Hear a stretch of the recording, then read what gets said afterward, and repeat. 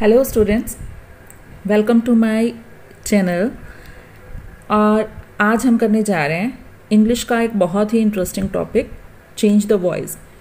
Actually voice change करने का मतलब क्या है कि कोई भी सेंटेंस जो एक्टिव फॉर्म में दिया हो उसको पैसिव में बना देना। और पैसिव में लिखने की ज़रूरत क्या है, एक्टिव चीज़ क्या है और पैसिव क्या है, इसको आज हम डिस्कस करने जा रहे हैं। और इस चीज़ को हम एक सेंटेंस की हेल्प से स्टार्ट करते हैं। तो देखिए, सबसे पहले एक सेंटेंस लेते हैं।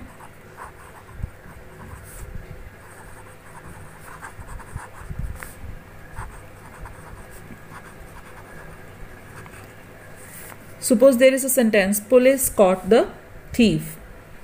अब यहाँ पर देखिए, ये सेंटेंस का जो स्ट्रक्चर है इसमें कौन कौन सी चीज़ें इस्तेमाल हुई हैं।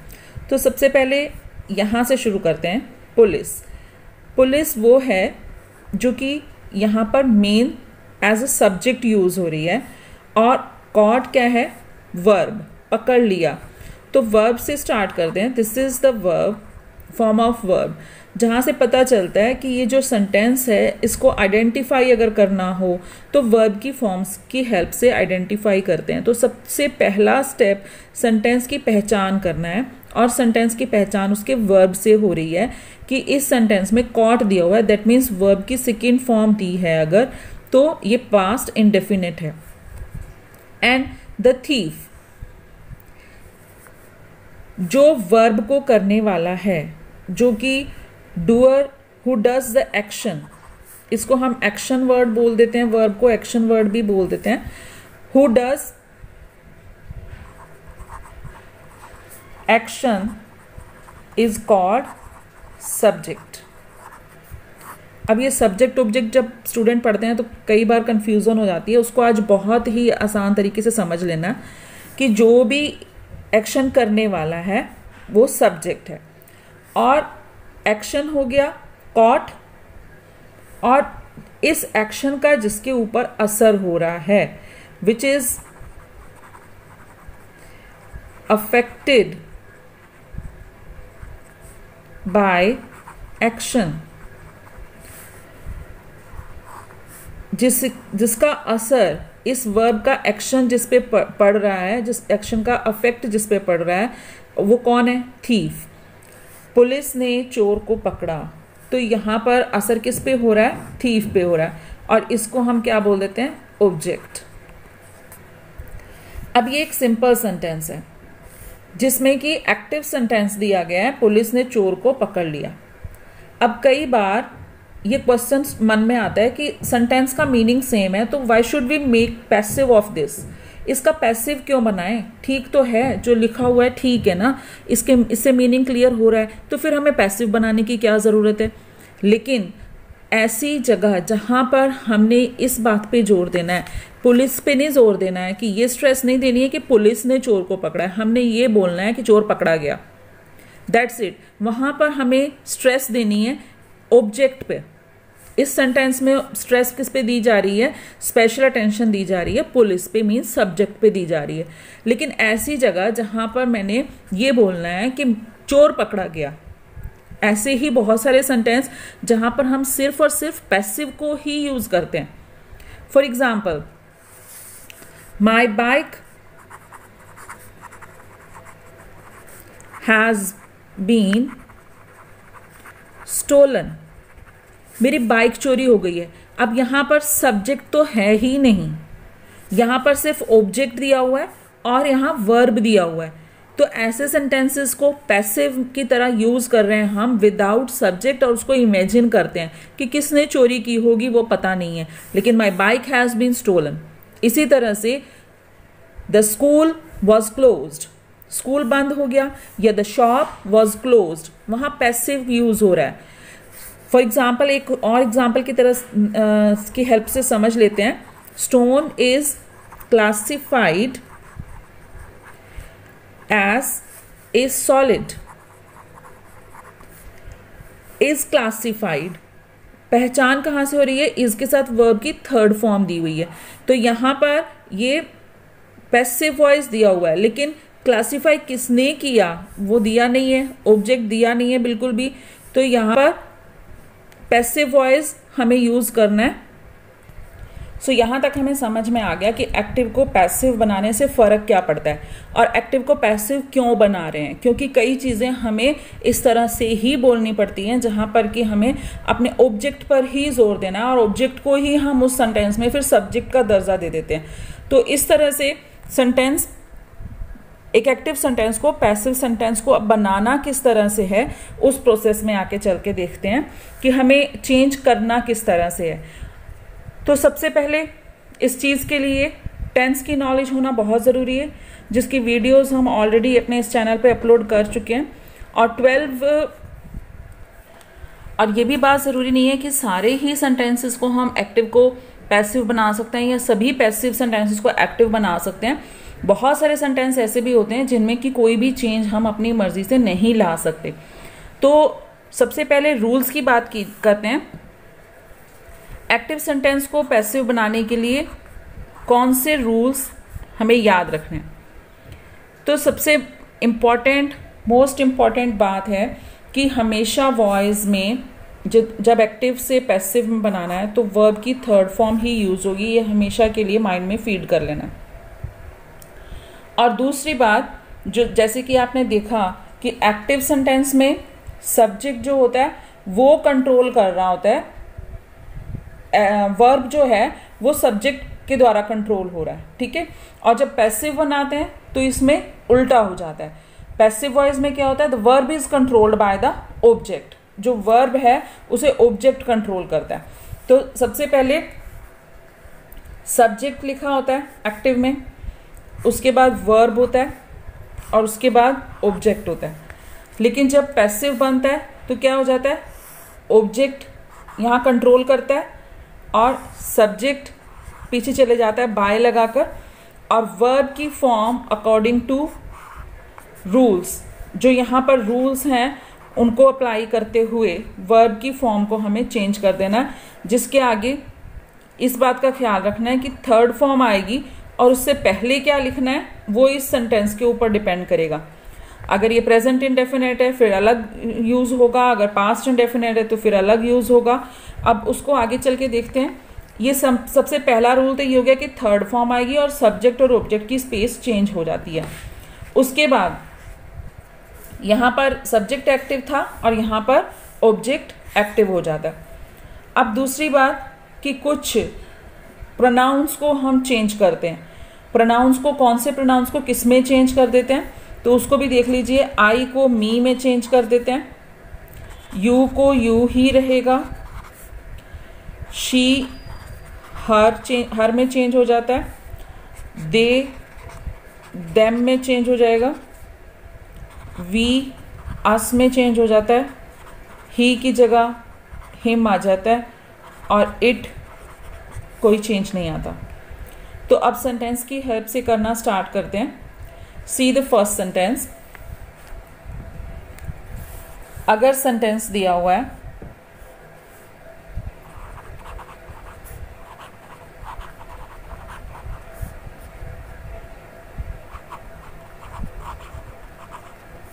She plays violin.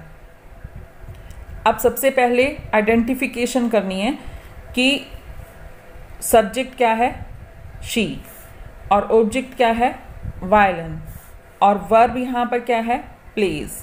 अब वर्ब के साथ एस लगा हुआ है, दैट मीन्स यहाँ से आइडेंटिफाई करना है कि ये सेंटेंस कौन सा है। और ये सेंटेंस है प्रेजेंट इंडेफिनिट, जिसमें कि वर्ब के साथ एस या ईएस लगा दिया जाता है। तो इसको चेंज करने के लिए रूल कौन सा अप्लाई होना है। अगर सपोज आपको सेंटेंस जो दिया हुआ है it is from present indefinite, तो उसमें चेंज आएगा इज, एम, आर लगाकर। वर्ब की थर्ड फॉर्म तो आनी ही है, इसे भूलना नहीं है। अब इस रूल को, ये रूल है प्रेजेंट इंडेफिनिट को चेंज करने का, तो अब इस रूल को यहाँ अप्लाई करते हैं। सबसे पहले वायलिन की जगह यहाँ चेंज हो जाएगी, और शी को हमने देखा कि हर में चेंज करना है, बाय हर। वह वायलिन बजाती है, वायलिन उसके द्वारा बजाया जाता है, या बजाया जाता था, वायलिन उसके द्वारा बजाया जाता था। अब यहाँ पर थर्ड फॉर्म आएगी, ये तो बात पक्की है। Play, played, played, play, played, played. Second और थर्ड फॉर्म सेम होती है प्ले की। अब रूल के अकॉर्डिंग क्या लगना है, इज, एम, आर। अब हमें यहाँ शी को नहीं देखना, हमें देखना है वायलिन। वायलिन के साथ क्या लगेगा, तो वायलिन के साथ एम नहीं लगेगा, वायलिन के साथ आर नहीं लगेगा क्योंकि सिंगुलर है। वायलिन के साथ यहाँ पर लग रहा है is. Is the suitable helping verb. So our passive voice is violin is played by हर। तो ये प्रेजेंट इंडेफिनिट का रूल अप्लाई किया हमने एक सेंटेंस में। सी the next sentence, I do not like T. इसमें भी पहले क्या देखना है कि सेंटेंस किस टाइप का है, कौन से टेंस में से ये सेंटेंस बिलोंग करता है। तो यहाँ पर डू के साथ first form of the verb लगी हुई है, तो कौन सा सेंटेंस हुआ यहाँ पर, प्रेजेंट इंडेफिनिट। और प्रेजेंट इंडेफिनिट का रूल हम ऑलरेडी पढ़ चुके हैं। तो सबसे पहले चेंज करेंगे टी और आई का हो जाएगा बाय मी। अब वर्ब के अकॉर्डिंग चेंज होएगा, लेकिन वर्ब की थर्ड फॉर्म तो पक्की है, लाइक्ड। और अब डू नॉट था, आई डू नॉट। अब टी इज आएगा, एम आएगा कि आर आएगा, यस, एम भी नहीं आएगा, आर भी नहीं आएगा, is the right answer. And not तो लगेगा क्योंकि negative sentence. T is not liked by me, this is active and this is passive. किसको किस में चेंज किया, एक बारी फिर देख लीजिए। आई को चेंज किया मी में, और टी को हम उसकी जगह बदलकर यहाँ ले आए हैं। और अब दूसरा बदलाव किस में होना था, वर्ब में। वर्ब की थर्ड फॉर्म आ गई, और इस ऑब्जेक्ट के अकॉर्डिंग यहाँ इज, एम या आर को देखना है। बस यही तो है, एक्टिव का पैसिव यही है, बस और कुछ नहीं। इसी तरह से बाकी सेंटेंसेस को भी हम देखेंगे कि दूसरे सेंटेंसेस में ये सिर्फ प्रेजेंट इंडेफिनिट का हुआ है। तो अब बात करें अगले सेंटेंस की। अगर इसी सेंटेंस को लेकर हम समझ लें उस रूल को तो बहुत ही आसान हो जाएगा। For example, I did not like T. अब यहाँ पर पोजीशन टी की चेंज कर दी, आई की जगह बाय मी आ गया।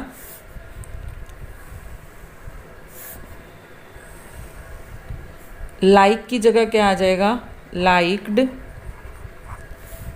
अब यहाँ पर इस सेंटेंस की पहचान की कि ये पास्ट इंडेफिनिट है। अब प्रेजेंट इंडेफिनिट का तो रूल हमने पढ़ लिया था, तो अब पास्ट इंडेफिनिट के रूल के लिए क्या करना है।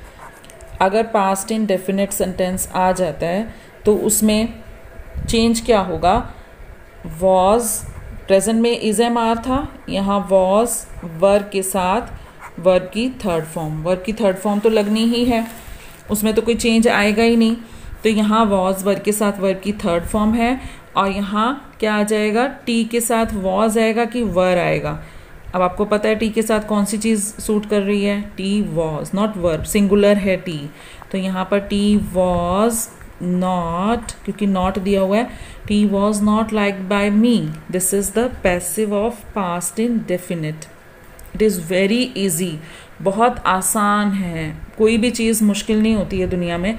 और ये तो फिर भी इंग्लिश लैंग्वेज है, सिर्फ ग्रामर है, छोटा सा टॉपिक है, इसको करने में बिल्कुल भी घबराना नहीं है और इससे डरना नहीं है। जिस चीज़ से ज़्यादा डरोगे बेटा वो चीज़ बिल्कुल नहीं आएगी।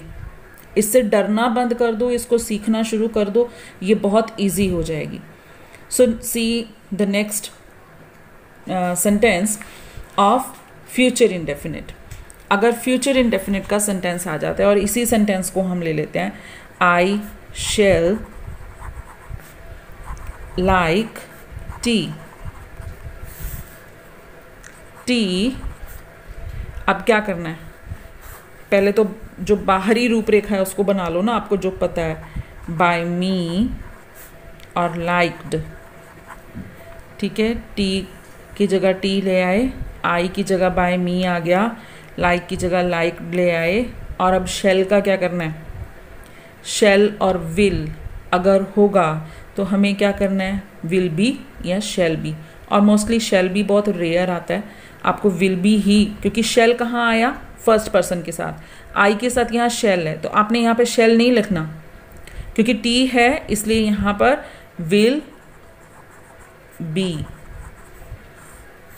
दैट मीन्स अगर फ्यूचर इनडेफिनिट का सेंटेंस आ जाता है तो हमें क्या लिखना है, विल बी, विल या शेल, मोस्ट प्रोबेबली विल ही आएगा, be plus third form of the verb. ये फ्यूचर इनडेफिनिट का रूल है। तो इट इज़ वेरी सिंपल। आज हमने इनडेफिनिट का सीखा। अगर प्रेजेंट इनडेफिनिट है, आप इस रूल को नोट भी कर सकते हैं, आपको बुक्स में भी मिल जाएगा, लेकिन जो आपने अपने खुद हाथ से लिखा होगा उससे आपको जल्दी याद हो जाएगा। Is am are plus verb की थर्ड फॉर्म। अगर पास्ट है तो क्या करना है, वॉज, वर, थर्ड फॉर्म तो है ही ना पक्की।